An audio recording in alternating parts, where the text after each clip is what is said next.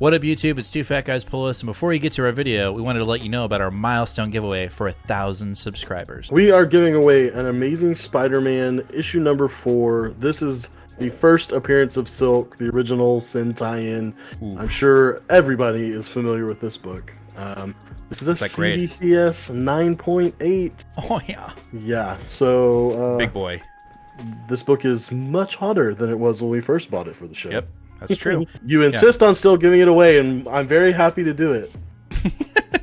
You can tell that he is not. But anyway, we are giving this away when we hit 1,000 subscribers. Kick-ass, key issue, first appearance of Silk, is someone's going to win this book. So go ahead, hit that subscribe button, and let's get to the video, shall we? Ain't it? Yeah, what? Who's got 2 thumbs and has COVID? Not this guy. This guy. Yeah, we're in separate rooms, by the way. We're not even wondering. Like, you're like that way. Yeah, you're like way that way. Yeah, exactly. Many miles, so keep your COVID over there. Yep. Get my COVID in this room. Don't worry, no COVID on the comic books. Nope. Well, that's the bit. Let's start the show. What up, YouTube? It's Two Fat Guys Pull Us, and we've got another new comic book day video for you for the week of August 31st. I'm gonna try my hardest to get through this. I do have COVID, and I'm hopefully on the down slope. I don't know. It's been weird, man. It's been up and down. Yeah. It's been up and down. You know, right now, this morning I woke up with like a ridiculous sore throat. It seems to be getting a little better, but who knows? Tomorrow morning I might wake up and like have like a fishtail in my head or something. I don't know. Anyway, let's get to the books. We got a decent size week. You know, the past 2 weeks have been pretty beefy, but this one's kind of, I wouldn't call it light, but I wouldn't call it beefy either. Just contained. Just contained. What's the word I'm looking for? Yeah, I don't know. Okay, well, let's start it. We always started off with our X books, and we're going to kick it off with X-Men issue number 14. It is a Judgment Day tie-in from Gary Jerry. Issue 3 of Judgment Day, it seemed that we were getting a little bit more, like the momentum has been moving in the event. It seems like we are actually being judged, and the X-Men's turn to be judged is upon us. Yep. And honestly, I don't care what else is happening. This is cover pick of the week for me because the thing that shows Cyclops in change for the bottom that he really is makes me excited. I'm totally Tell us how you really feel. Anyway, Cyclops is Jean Grey's bottom. We all know this. Probably Wolverine's too. Yeah, I mean, why are we bringing... Okay, anyway. Because the dude is in bondage here right now. I'm excited. I'm not excited for that. But, we say it every time. We say it every time. This Judgment Day event is shaping up to be one of the coolest events I think we've read. Outside of, Hoxpox, I think we're really moving the needle here. And I think it needs to be... Anytime we get an opportunity to really lift it up, I think is good for the X office. So even though it is Gary Jerry and his run has been a little out there, I think Judgment Day is finally kind of shifting it back into the right direction. So hopefully we can keep it there for a minute after the event. Yeah, and interesting note too, I believe this is the only tie-in for Judgment Day from this line. So after this, we will be just starting another arc. We will not even be acknowledging, even though we will be in dead the middle of it. So interesting. Oh well.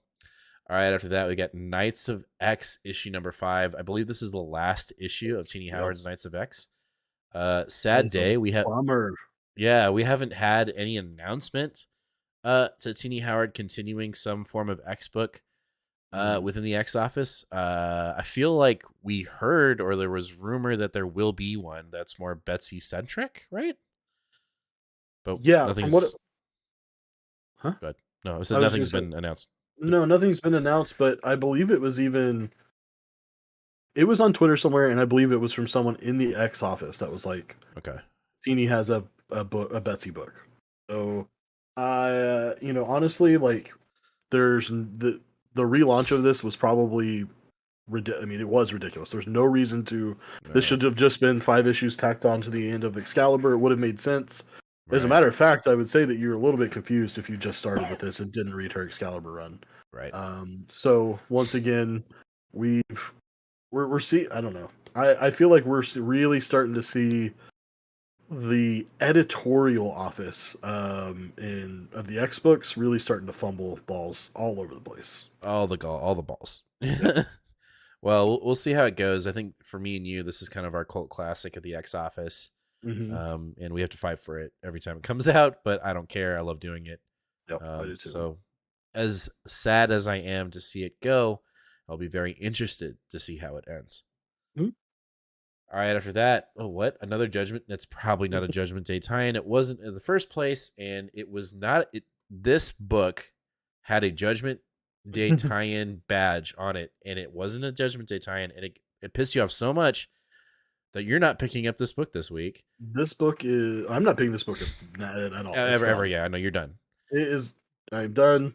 We're gone. We're off. Not worried about it.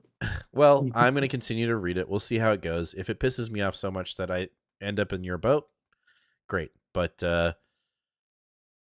it very well could, because I feel like Deadpool in the last issue was utilized very poorly, and I think it's going to continue on. And I was super excited to see that Deadpool was joining X-Force, and now it's just kind of a dick and fart joke.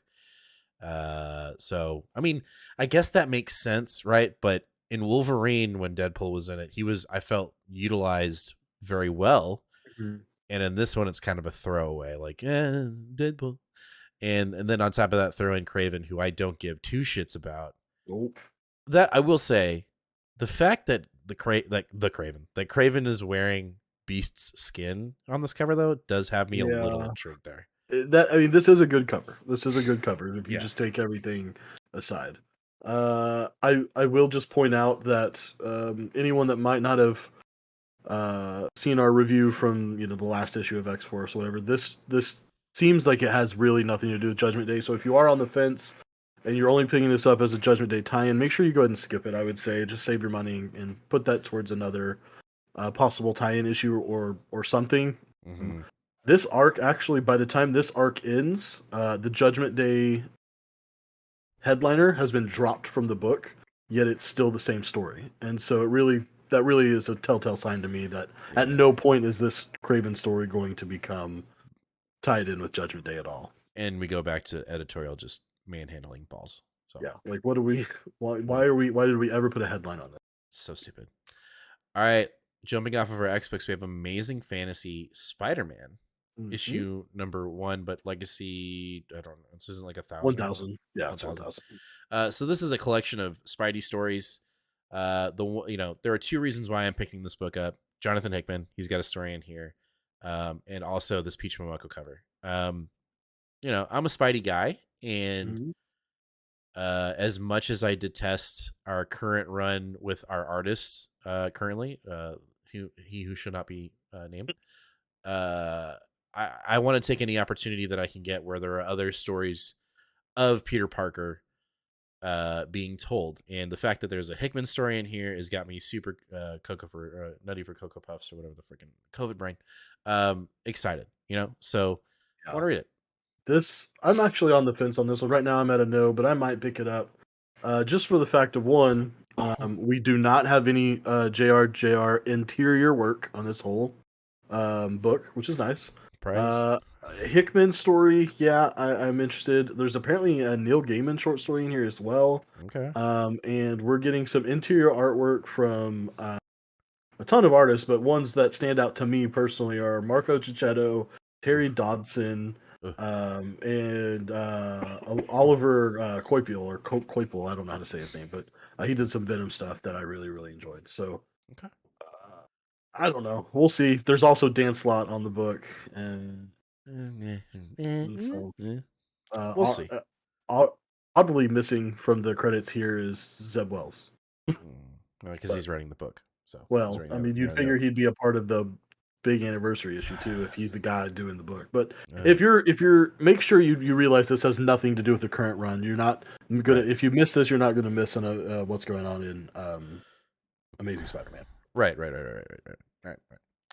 right. After that, we have Al Ewing's Ant-Man issue number 2. We're diving through time. We started in the Silver Age or Golden Age. I don't know what you want to call it. In the first issue, but we've got this one Ant-Man kind of connecting all of the Ant-Men together, and jumping through timelines to tell certain stories, and also telling an overarching story that's new. Yep. I know you jumped off, and it's really just because Ant-Man's just one of those characters that you're not super into. But Yeah. Al Ewing has got me intrigued, so I'm going to continue on. It's a mini, Hmm. so I'm interested to see where we go.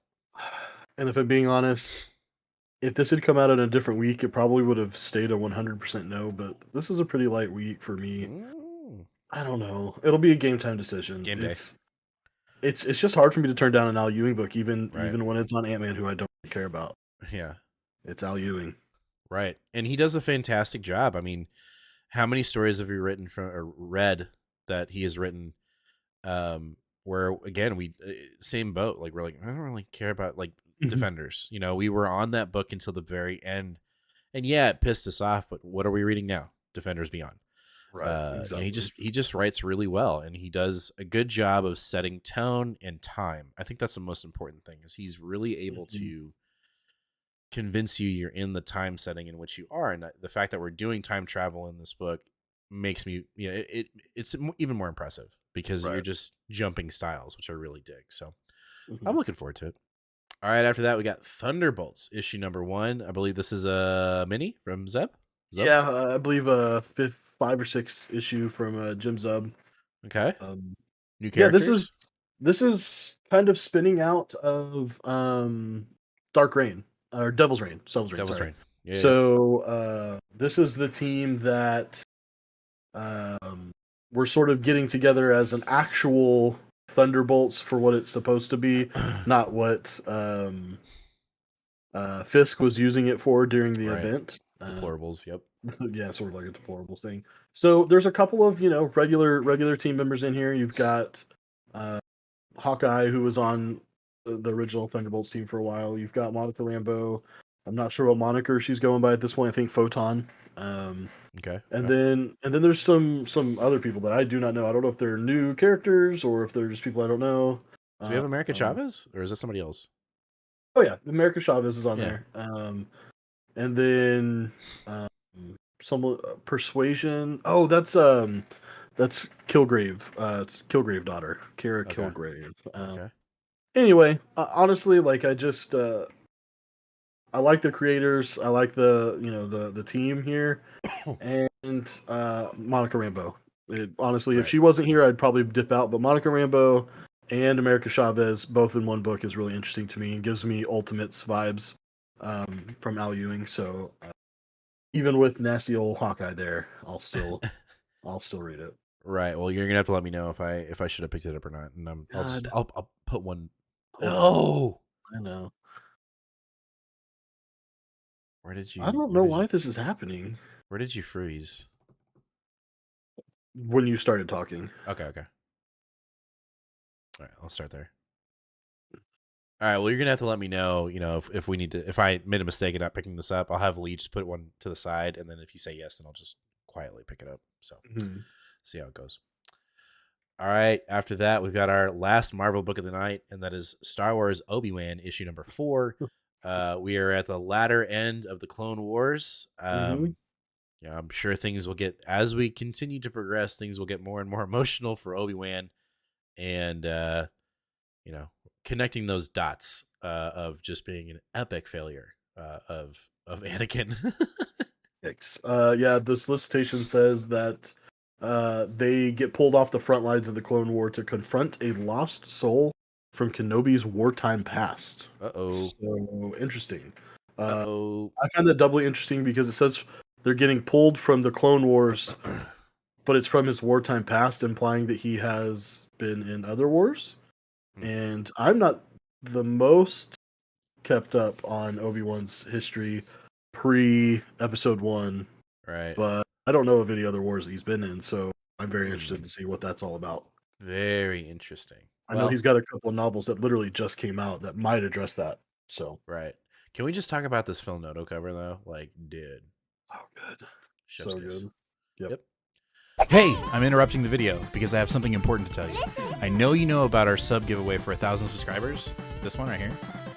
I know you know about that one because we talk about it all the time. But did you know we're giving away a slab at 750 subscribers? That's right. We're giving away this second printing of Silver Surfer Black issue number 1 with Null on the cover when we hit 750 subscribers. So if you're not already subscribed, hit that subscribe button, ring that bell, and give us a like. Let's get back to the video. All right, jumping into DC and our only DC book of the night, and that is Superman World War Apocalypse. So this is the epic conclusion of the Warworld saga. Warworld saga. Yeah, this is the 56-page, $7 epic Oy. finale Oy. to the run. Honestly, half of the reason why I'm getting this. So this is the cover A. There's a cover B that has the minimized trade dress at the top, and it's been distressed to look like an old VHS cover. It's really awesome. So that's like a big, heavy piece of why I'm picking this book up. Obviously, I'm a Philip Kennedy Johnson stan, so I've got to finish the story he started. But That's a dope cover. I mean, is that a 1 in 25 or is that just no? That's just a regular cover. I'm glad this is over. I think we're all a little fatigued and ready for it to be done with. I jumped out forever ago. And I honestly I think he's gonna wrap it up well. I think it's gonna be a good ending, and I think once it's all said and done, I can't wait to read this over again, beginning to end, just in 1 or 2 sittings, just so I don't have to worry about all the extra baloney going on and it taking almost a year to do. Right.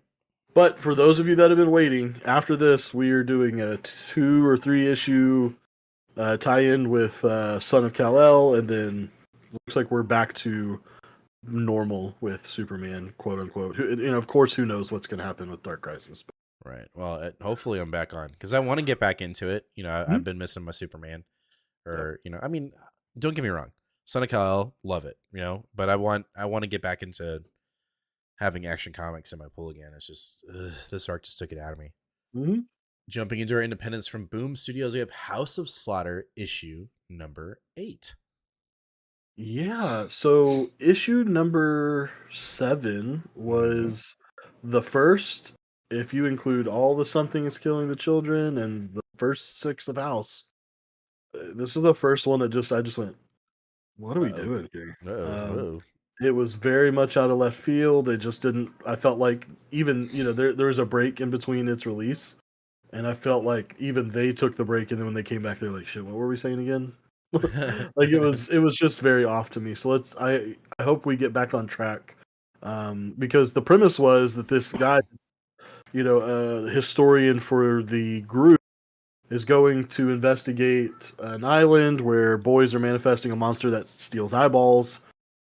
He's been discovered by the camp, and they told him to, hey, get out of here. And so he's got to figure out a way to help before, because he's not really a fighter, but it looks like these kids might need defending, or at least that's what I thought was supposed to be. So I just hope he gets back on track and makes sense. So it didn't last time. That's all we ever want. All right, well, that's going to do it for this COVID-filled episode of Two Fat Guys Pull Us for the week of August 31st. Let us know down in the comments. Have you ever had COVID? No, I'm just kidding. Let us know what you picked up this week. What are you looking forward to most to reading? And what your potential pick of the week is. We're always very interested in that. And as always, make sure to share out this show. Let the people know that Two Fat Guys Pull Us exists, and it's one of the best comic book shows here on YouTube. And as always, hit that subscribe button, ring that bell, give us a like, and we'll catch you this Sunday, 8 o'clock Central Standard Time, for another live episode where we will cover all of these books and potentially more. We will also probably have a She-Hulk review right at the beginning of the show, so be prepared for that. It'll be like 5-10 minutes, and then we'll get on to the show. So we'll catch you guys in the next one. And as always, fam, be kind to one another and read